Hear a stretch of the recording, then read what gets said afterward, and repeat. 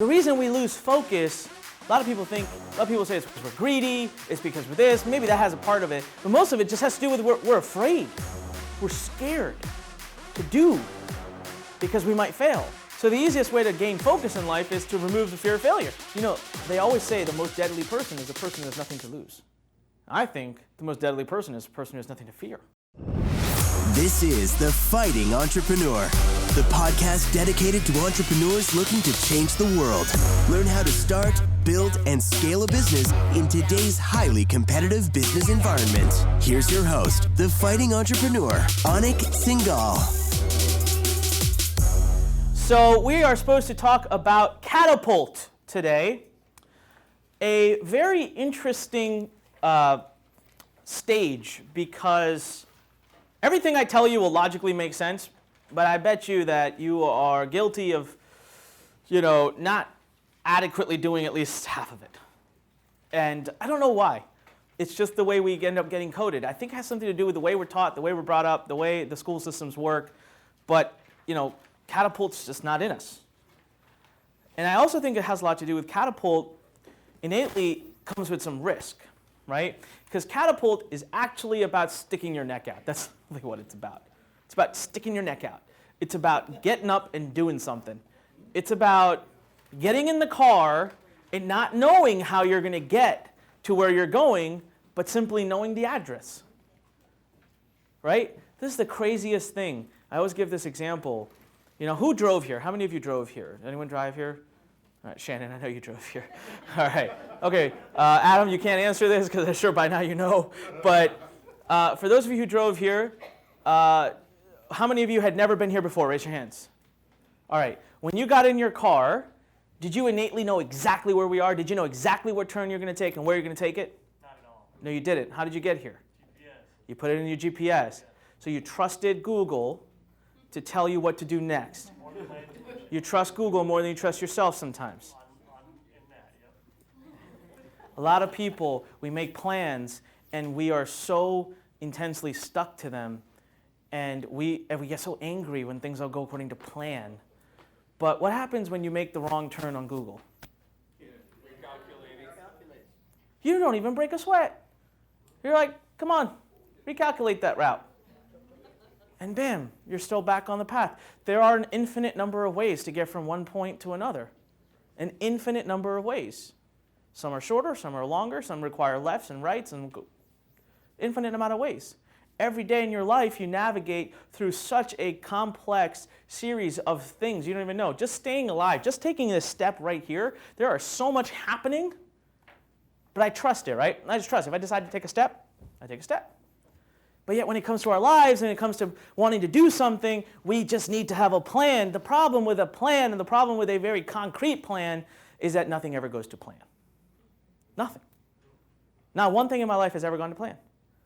And then what happens is we get angry. We get frustrated. Why didn't that go the way I went?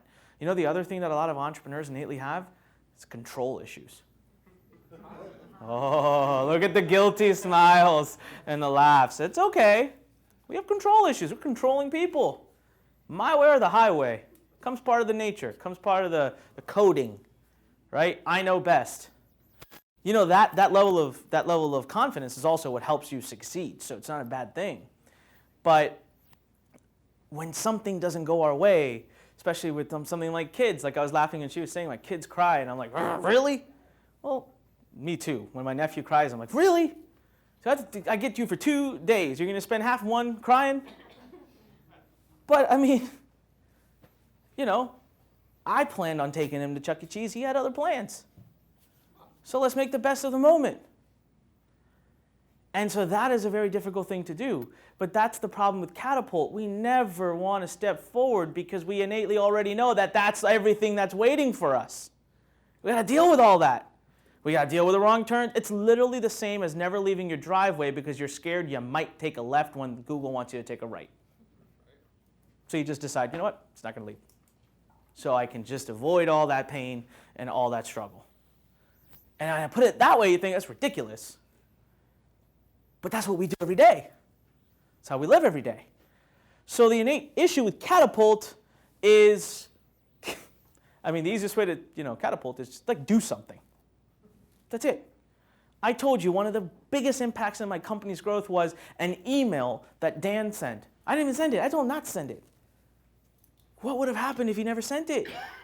It was an email. He just stuck his neck out. He's like, what's the worst that can happen? What, they say no? And we end up right where we are. What's the worst? And I thought, well, that's true. So if you want to send the email, go for it. Right? So the other challenge with Catapult is that when you leave here, you are now surrounded by people that aren't like you. So they are not on stage like I am right now telling you, just do it, it's okay. Come on. Just try it. People ask, Anik, what do you think is better, this or this? I'm like, I don't know. Try it. What do you mean try it? Just try it. See which one you like more, and then that's the easy answer. Why are you asking me? But see, to me, like I make it sound like, come on, that's easy. But when you get back home, there's people around you who go, well, we better study, we better think, we better research. Oh my God, what if you go wrong? Things could fall apart, the world could end. And so again, coming back to, please find a way to get yourself surrounded, even if it's virtually. You can pour in virtually. You can pour in virtually. Time spent with someone on a Zoom call or on a Skype call or on a phone, someone who's doing something just like yourself, someone you've connected with here or in any other online environment, just that time alone can filter out some of the other stuff you've received. And just that time alone can help you catapult, can help you finally just get up and do something. Because a lot of times that's all it's about, is just getting up and doing something. You know what? We hear those ka-chings, right, for those e-com stores. Well, it started with Jeff making a decision one day that I'm just gonna click here and click there. Got a store name. Oh man. You know how many times I've seen people just get hung up on a name? That'd be months. What's wrong? I can't think of a name for it. Are you freaking kidding me? Right? You just pick a freaking name, no one cares. Right? But it's just getting up and doing something, and you wait. So you wait till you have your next challenge, and then you do something again. And then you keep going until you have next challenge. You do something again. It sounds oversimplified, but it is exactly how life works. When you go to college and you want to get a degree, you do not enter your freshman year worrying about the exams you have to give your senior year. You do not. You worry about the exam you have to give for your current class. Even then, if you have 8 classes, you are very strategic. You know which exam is first. That's all. We are trained to do that. We just don't do it when it comes to our own businesses. So when you want to be able to, when you want to take a step forward and you want to take action, it's really awesome to be in a community or to be around people that push you. Just if you're hanging too long, they just move. Right? Move. So the first thing we talk about in Catapult is open declaration. Dare to declare today, tomorrow, whenever, before you leave here. Just say it. Just say it. Say what you want. Say what you want. Just say it. Say your dream. Say your vision. Say it out loud. Say it. Put it on a board. Stick it on a freaking big whiteboard and stick it over your computer and let people come and say, what's that? You say, I'm so glad you asked. This is what I want in my life. And they say, you're crazy. And then you say, yes, I am. Do you know for that very reason, most of us don't openly declare what we want is we're scared of that. Do you really, really want that person who's going to go to your dreams to control your ability to dream? Right. There you go. Is that person worth it? You're going to change how you live and how you think and what you do for that person? It's obnoxious. Openly declare. I have declared that before I die, I will have a value of over $1 billion. Why? I don't know. It's just a number. But it'll tell me that I had, in my mind, it tells me I mastered the art of business. Plus, when I die, I can take a huge chunk of that and give it to my foundation. I've already declared that 1 million entrepreneurs will be inside Lurn Nation before the end of this year. Woo! Right? So What's the worst that can happen? I get 700,000? You really going to come to me on January 3rd and say, ha ha, you said you're going to have $1 million, but you only had 700,000? Because you know what I'm going to turn around and say? How many you got? And I've already declared that 1 million children will receive an education before the day I die, thanks to some work done by this organization. Yeah. So, can you say that? Can you declare to that detail and with that level of confidence that if someone tells you you can't do it, you laugh at them because they don't see the truth? Like the day I said, I'm going to see Shah Rukh Khan. I'm going to be friends with Shah Rukh Khan. Anyone who told me I couldn't do it, I laughed at them because I thought, man, I feel bad for you. You just don't see reality. Openly declare, dare to declare. Now, let me tell you something. There are people in your life that, I don't believe in just removing people from life. Sometimes we have family, sometimes we have close. You don't just kick people out, right? I love what Angelica said. You can take breaks from people. You take breaks. I take breaks sometimes from people I'm closest to. It's fine. But you can't just kick people out all the time, right? Like, not family. So, but you also, when we talk about people, you'll learn about what I say, individualistic relationship management, right? IRM. I needed a complicated sounding term for what I do, so that sounded good. Individualistic relationship management. If I went to Adam, and every time I say the word peanut, he gets enraged. But every time I say other words like cashews, he's fine. Just don't say peanut. Exactly. Just don't say it. Right? So if I have someone in my life that I have to have in my life, and if for some reason me openly declaring my dream and my goal to them directly always spews out a bunch of negativity and hostility, then just don't openly declare to them. That doesn't mean you don't openly declare to anyone, just to them, to that person. But dare to put it out there because amazing things come forth and come in your direction when you just say, you know what, this is what I want. Do you know how many times it has happened to me and how many times I have reversed, helped it happen for other people? When I've said, hey, you know what, I really, really want, happened with the Lurn Center. I'm talking to our CFO, Rich, and I'm like, I think it's time. We've got all the right pieces. We've got the money. We've saved everything. I really, really want to find a place, but I know nothing about construction. Excuse me. I don't know anything about finding a commercial real estate. What do I do? He says, I think you should call Scott. Oh, okay. Call Scott. Hey, Scott, this is what I really dream of. Scott says, are you sure you want to do that? Remember the last time you set up an office? I said, yeah, Scott, I want to do this. I'm just saying, Rich said I should call you. He goes, well, if you really want to do it, I've got the perfect people to help you. Happens all the time. How many times I've been walking by and I'll hear someone say, God, I really wish I had this. And it's like, oh, here, come with me. Openly declare, test it. It works. It's amazing. The second thing I really want to talk about, this is one of my favorite topics, focus. Ooh, focus. Another problem us entrepreneurs have. Idea. Shiny objects. Sparkly, dazzly things. Excitement, energy. Right? So let me walk you through exactly what most entrepreneurs do. Idea. Excitement. Excel file. More excitement. Preparation. Love it. Looking good. Tell the world I'm about to crush it. Time to take action. Oh, something happened. I'll be right back. I just got to go do this. I got to do this. I got to do this. Day 2, something happened. Day 3, something happened. Hey, we need to get that up. Yeah, just give me a second. Day 4, something happened. Day 5, something happened. Day 6, something happened. Day 7, you know what? I had a bigger idea. I had a better idea. Back to idea, excitement, Excel, excitement.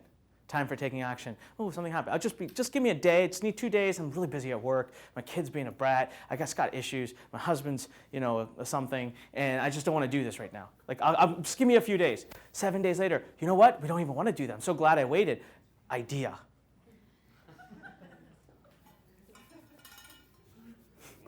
Anyone guilty of that?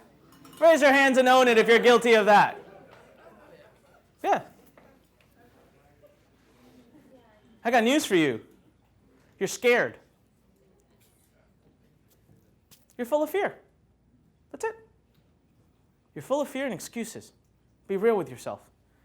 Those times when you just happen to get too busy, no, you're just scared because you got to the point where it was time to step out and do, and then you're like, oh my God, if I do and it doesn't work, and then what will he say? What will she say? What will happen? My feelings will be hurt. Oh my God. Oh, okay. Not once do we actually say, hey, what if it actually works?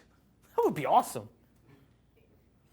So the reason we lose focus, a lot of people say it's because we're greedy, it's because we're this, maybe that has a part of it, but most of it just has to do with we're afraid. We're scared to do because we might fail. So the easiest way to gain focus in life is to remove the fear of failure. You know, they always say the most deadly person is the person who has nothing to lose. I think the most deadly person is the person who has nothing to fear. So focus is a mathematical equation. It makes perfect sense, and it was the hardest thing I had to learn, and I still fall out of it, and I fall back into it. As a matter of fact, right now I'm pushing very hard in our company to implement a new software. It's a focus software. It forces every team member to be super focused every week, to openly declare what their goals are, to track it, and to be very focused. And I'm so excited about it. I haven't really convinced other people about my excitement, but it's happening. You know, like I said, once I say it's happening, then Zane and Jeff and Aaron show up at the Lurn Center in Maryland. But I'm so excited about the focus element because I've seen the power of it. All right? Pick something, double down, triple down, put your stake in the ground. All right? Show up on Moon and plant your flag. And don't leave. Just stay. Just make it work. The only time you have to quit or move on from something is when you've tried every shape, way, or form and you really feel like there's nothing there. The truth, though, is, Masters, there shouldn't be a single business that you go into after you graduate here that situation would ever come up in. And one of the first things we teach is don't go into a business where you have no competition. The second thing I teach is if they can do it, you can do it. You can do it better. So there's no reason for you not to focus. But if you don't focus, you're not going to make it happen. In 2018, the number one reason I didn't grow and the company didn't grow faster is I didn't focus for a window there. Lurn Nation and the Lurn Center were too much. They both deserved 18 hours a day. I could only give each 6. Just math. So focus. And every time, and learn to say no. That comes next. Learn to say no. I've gotten really good at that lately. It's become like my superpower. So learn to say no. It's a really powerful trait. Number 3, I love this, eating an elephant. Eating an elephant. I love to tell this story because the first time I ever heard it, I was much younger. It was about 1 year into starting my online business. I was at an event, and I was sitting up front, and then I always know one thing. When you go to events, the best things happen at the bar. They're never in the room. It's the networking that happens at the bar. So I used to strategically place myself off hours at the bar. Like right once lunch was over, I'd go to the bar to have lunch because that's when the speakers would come out to that area. So I worked like a charm. I'm sitting there, I'm having food. And one of the people that I loved the most, who I really, really just thought heavily about, like they were a brilliant marketer. They're sitting right there. Sad thing was it's like 1 p.m. He's drunk off his mind, right? And he's sitting there and he's sitting there and I'm just staring at him, feeling bad for him. And then all of a sudden, all the other speakers crowd around him. They're all getting drinks and they're getting chicken wings and eating. And I'm staring. They start talking and I'm staring. I'm just completely, 3 tables behind staring. They're talking about million this, 2 million that, million this, blah, blah, blah. And I'm sitting there like, I'm trying to break 10,000 a month in profit. And these guys are talking about millions like it's a joke. One of them catches me and says, hey kid, come over here. You're the one from the event. I see you in the front. So I went over there, I said, I'm sorry, I didn't mean to eavesdrop. I was just like, how do you guys talk about this stuff so willy-nilly? And as soon as I said that, they're about to tell me something, and the drunk guy turns around and he goes, hey kid, how do you eat an elephant? I was like, bro, you've lost your mind. Like, I really respected you, but, what? And they all start laughing. So I thought they're making fun of me now. But then he starts to stumble away, and he says, one bite at a time, and walks off. I still have no freaking clue what he's talking about. And that's when they explained it to me. The point he was trying to make to me was, why are you worrying about making $1 million when you're not even making 10,000 yet? Make 10,000, then worry about the next goal. It has been one of the most influential concepts in my life, because one thing I understand is this. Always take this visual with you. There's a car, it's parked. You got to get the car to move. You put it in neutral, it's not moving. You got to push it, so you're behind it, and you're pushing it, and you're pushing it, and you're pushing it. All right, you're pushing it, won't move. You call your friend, you call 2 more friends. They're pushing it, and finally it starts to move. Starts to move. It picks up some momentum. Do you know there's a point in time, this is laws of physics, there's a point in time at which like only one person could just keep the car moving. You wouldn't need all 4 or 5 people anymore. Okay? Laws of physics. An object in motion will remain in motion until acted upon by an opposing force. An object not in motion will remain not in motion until acted upon by an opposing force. So the problem, though, is if you started to slow down, there's a point at which that car will stop.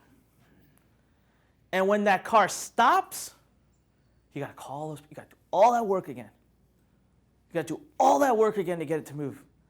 When you have momentum, you cannot let your foot off the pedal. You just can't do it. I remember this one time, we were $1.7 million in debt. The company's finally starting to come back. We're having just success. Everything is great. We're at an event. We did an event in Las Vegas. I'm sitting in my hotel room, and one of my head of operations at that time, she comes up, and she had given everything. During the debt time, she had, literally taken half salary. She was all about the company. I owe so much to her. But she comes to me and she says, "Hey, so we're good now, right? Like, we're even in the profit. The debt's gone and we're in the profit." I say, "Yeah, we're doing great. Thank you." And she goes, "Can we please slow down now?" And I'll never forget that moment, because I just didn't understand. I said, "What? Slow down? Why? Why would we ever slow down? This is the time to go faster." And that one point of contention actually ended up being a point that led to her to leaving the company. But I look today and I'm like, I wouldn't have had any of this if I'd taken my foot off the pedal at that point. So what happens when we have momentum, when we start to see success, we get distracted. We start to enjoy the life and forget why we really have what we have, and how we really got what we got. And then our foot starts to go off the pedal, and sometimes, God knows, it even goes to the brake and starts to apply the brakes. But that doesn't mean I'm going to sleep every day, and that doesn't mean I start my meetings with my team every day saying, "All right, gentlemen, ladies, how are we going to make $1 billion?" No. We have current challenges. We have current goals. How are we going to attain these goals? How are we going to make this happen? I, as a leader, get to know that by attaining this, we are one step closer to the ultimate goal. So I want you to learn to break down what it is you want, whether it is a healthier life, a wealthier life, a stronger relationship.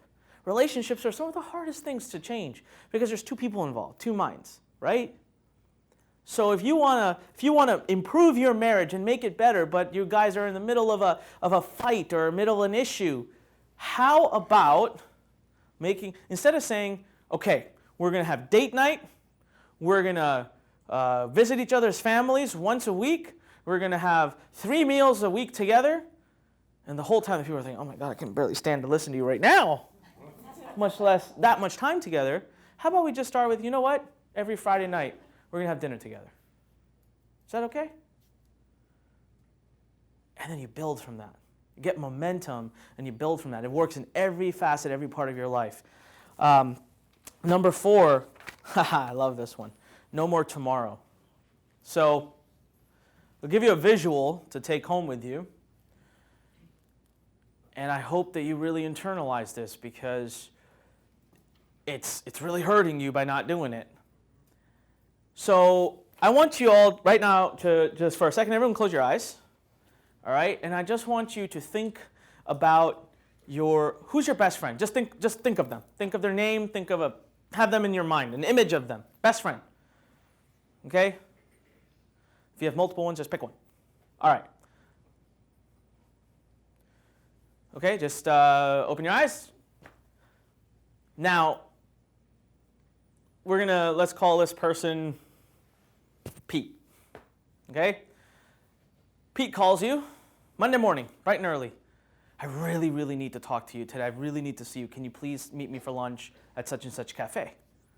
So you say, man, it's tough. Last minute notice, my boss, I don't know. All right. Pete, love you. I'll see you there. 12 o'clock, such and such place. Okay, sure. 12 o'clock, you're there, 11:55. 12 o'clock goes by, 12:15, 12:25, 12:30, 12:45, no Pete. Finally, your phone rings at 12:50. I am so sorry. I'm so sorry. My boss called me into a meeting. We're not allowed to have cell phones in the meeting. I couldn't even reach you. I couldn't reach out to you. I'm so sorry. I'll make it up to you tomorrow. Can we meet tomorrow? Can we do this tomorrow at 12 o'clock? You say, things happen, Pete. No problem. It's all right. I had a nice meal. See you tomorrow. Okay, Tuesday, 11:55. You're there. 12 o'clock, 12:15, 12:25, 12:45, 12:50, phone rings. Oh my God, I'm so sorry. Something happened. I got called into another meeting and I couldn't get out and there's no way I could. I'm so sorry. Listen, tomorrow we'll meet at the other place. I'll get you your favorite dish. It's on me. I'm paying. Please. All right, Pete. It's a little tough for me at work to keep doing this, but okay, for you, I'll do it. Wednesday, 11:55, you're there. 12 o'clock, 12:15, 12:25, 12:30, 12:45, 12:50, your phone rings. Yeah, Pete, what? I'm so sorry. I'm so sorry. This and that happened. Can you meet me tomorrow for lunch? We got a couple of answers here. Goodbye. Some of you who have gentler hearts than some others, myself included in the others, by the way, I'm not picking on you, I'm on your side, might say okay. How many times? 3, 4, 5, 6, 7, 8? How kind can you really be? Twice. There's a point in time at which what you're going to say is, you know what, Pete? Peace. I'm not doing that for you again. You left me hanging way too many times. Right? So you know what's funny? Whenever I do this and I ask people, people get worked up. People get angry like it's really happening. It's not really happening, all right? Don't go home and get all angry at your best friend. And if someone's recently done this to you, please don't go get angry at them. It's a fictitious example. It should have that disclaimer at the beginning of movies where all characters do not resemble real life scenarios. But you could see it, right? People get emotional about that. Like, what the hell? This is ridiculous. Many of you have been doing this to yourself every day. And then you wonder why you don't show up for yourself. Every night, every morning you wake up. Today, I'm going to do this. I'm going to do this. I'm going to read this. I'm going to finish this. I'm going to get that up. I'm going to do this. And then you go to work and at 3 o'clock your boss bangs on your door and says, are you an idiot? You don't know how to do this right. Da, da, da. And by 4 o'clock, you're at the bar having a drink. By 5 o'clock, you're at the restaurant eating everything you said you wouldn't eat. And by 7 o'clock, you get home and you feel so bad for yourself. I've had a tough day. So I'm going to watch Netflix, binge it for until 10 o'clock, and then I'm going to go to bed. But at bedtime, I'll say, it's okay, you had a rough day. You know what? We'll hit reset tomorrow in the morning. We got this. We'll do it in the morning. We got this tomorrow. Today was a rough day. I get to take a time off. I get a break. Are you laughing really loudly because... Oh, she's laughing at you? It's almost like I live with you guys, isn't it? Trust me, everyone who's not laughing, they're thinking, crap. Who's been talking to Anik? When you do this enough, and you get up and you declare what you're going to do, your mind says, okay, yeah, been there, done that. Not going to believe you. Says, no thank you, goodbye. And checks out. How are you going to make other people believe in your dreams if you barely do? So even if all you do, you know what? Last night, I was up until 3:30 in the morning. I don't do that all the time, but there are some things that needed to be done. I had made a commitment to 2 team members that I would have certain amounts of copy done. I was already one day behind. And you know what? Yesterday was a tough day for me. I did 2 webinars. I spoke on stage. I did a bunch of, I don't even remember now. I did a bunch of other stuff too. So right around 10:30, you know what I did? I left. I was upstairs where there's TV and kitchen and all that, and I said, I'm going to my office. And I closed that door, and I said, you don't leave this room until that Asana checklist is done, because you made a commitment to yourself and to other people, and you will get it done. Oh, but I'm tired. You'll figure it out. Got emotional. And I just did it. Just did it. Just freaking do it. Stop making excuses. It's so annoying. I mean it. I am the last person, by the way, people come to me all the time with their pity parties. I'll tell you one thing right now. If you want to have a pity party, go to Jeremy. Don't come to me. He is so much better about coaching you through them. I'm just going to kick you. I'm not good at it. I just don't have that gene. You know why? Because I'm going to give you one visual, and when you can beat this visual, you are allowed to come to me with your sad story.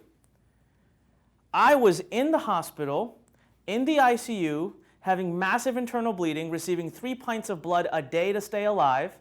I was not allowed to so much as sit up. I had to stay completely horizontal, because when I sat up, my heart rate would spike to 160. I had lost all ability to move. My legs had deteriorated from muscle decay because I hadn't moved in so long. I was in incredible amounts of pain. One of the worst times of my life. And I was told there's a 50% chance if I'll live or not. And do you know what the biggest problem in the hospital during that time was? The fact that they'd catch me on my BlackBerry at night working. They'd catch a little blue light coming out of the sheets because I had a product launch to do. You beat that story, and we can sit down and we can cry. But I want you to take away from that is that's what it takes, right? Because I knew one thing. I said, if I'm alive, I'm fighting. It's no point in being alive if I'm not fighting for my dreams. And I'm alive, I'm fighting for my dreams. I don't care if I'm in the ICU dead. If I die, I die. At least I died fighting for what I believe in. I even told that to everybody. So what happened? We got into a negotiation. I told the nurses, there's a computer right there in my room. There's a brilliant computer. Y'all keep it just a reach away. I can't reach it. You drag that computer over here 2 hours a day, give me on that computer, and I won't use my BlackBerry at night. And there was a nurse, the head nurse said, I have been a head nurse, or I've been a nurse for 30 plus years. I have never met a human being like you. Are you seriously negotiating with me for computer time so that you can do emails and work? And my dad, I remember he was standing there, and my dad goes, yeah, he is. He really is. Please, just don't fight him on this. Because my dad was genuinely scared that if they take my phone, that at night I would try to get up and move towards the computer. And to be honest with you, I probably would have. So that is why I say just do it, please. All right, just get up and just move.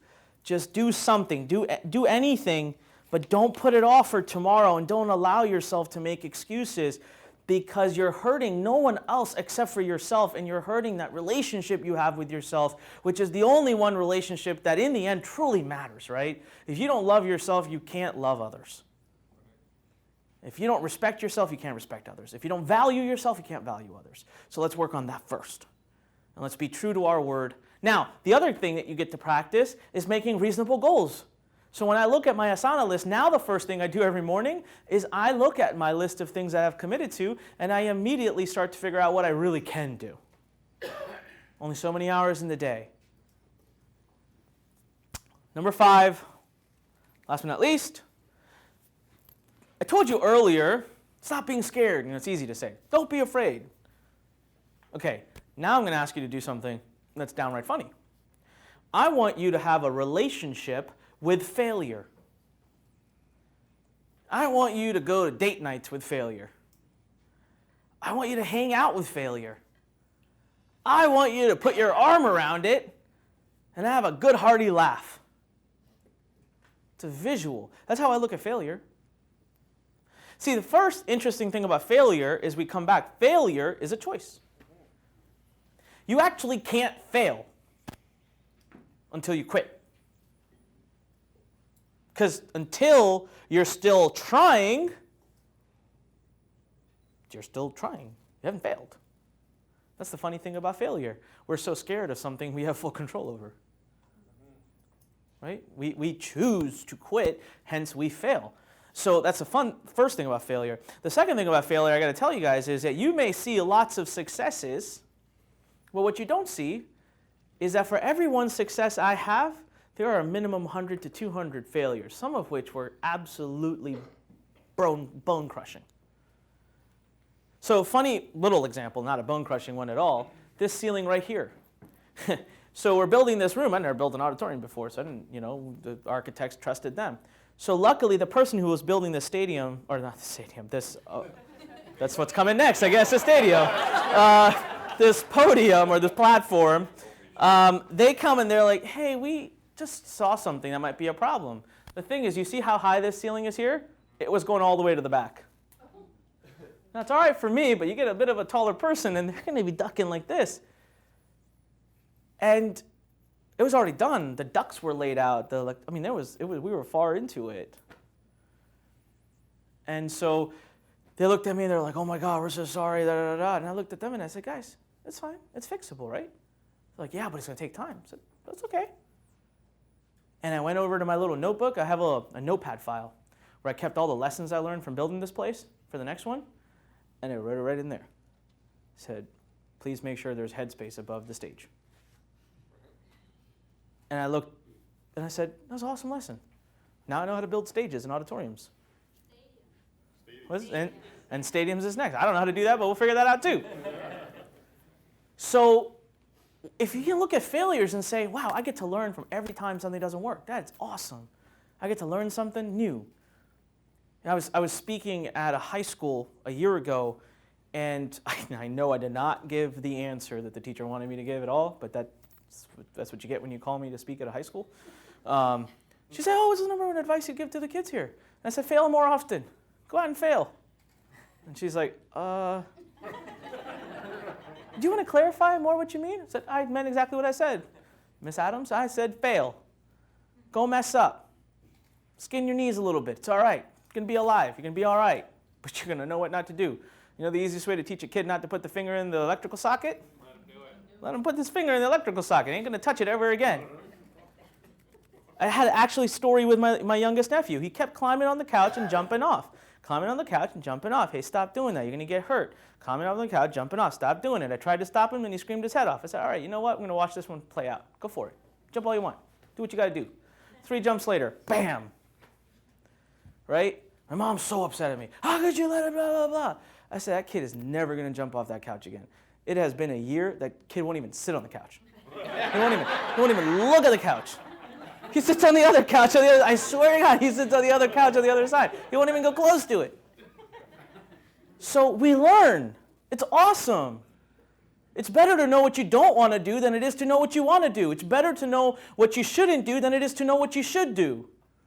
So embrace the failure and find the silver lining in every single thing that doesn't work. This is also, by the way, that I can be so open and vulnerable and say 2018 wasn't as good as it should have been for me. Very few people in the world would ever admit that to you, would ever say that to you. Why? Because I'm not ashamed of it. I'm so damn proud of it. It was awesome. Like, man, I learned some tremendous things. The things I learned in 2018, now I get to apply for the rest of my life. Maybe I'm not going to be worth $1 billion. I might be worth $3 billion. So I rejoice in it. I don't have to be embarrassed by it because it's awesome. So a relationship with failure means you get to get as excited about something that doesn't work and maybe even more excited about it than you do when it does work. Right? How many different curriculums has Masters had? How much time has Jeremy spent? How much time have I spent? How many times? The first Masters we did was in a little teeny room that we booked unseen. The big pillar right up the middle. Look at the front like this. No audio equipment. You know, Stuart was there. We didn't have this fancy equipment. We had a laptop and a projector. And we were just fumbling our way through it. We learned so much. And then more and more, and every time we get better and better and better. And Lurn Nation, sometimes I don't even want to log in. Because I look at it, I'm like, oh, that's not where it's, why does it say that? Why does it do that? Oh my God, that's not working. Don't click that link. Don't click there. Oh my God, it's not working. It's not working. Oh my God. Do you know what? I launched it back in April. It still needs work, and it'll need work for another 2 years, 3 years. I could have said I won't do it because at the risk that it'll fail. And now we have 230,000 members in a faulty system, serving them, and every single one of them loves it. They don't even know.